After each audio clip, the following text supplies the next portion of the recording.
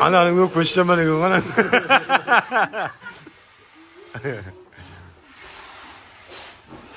Uzatmadınız.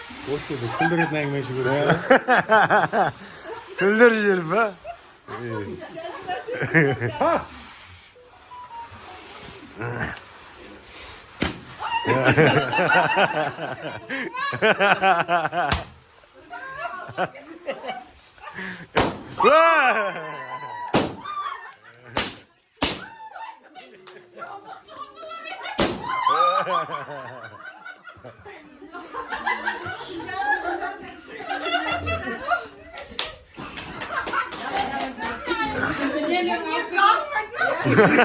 Güvercinizden sen.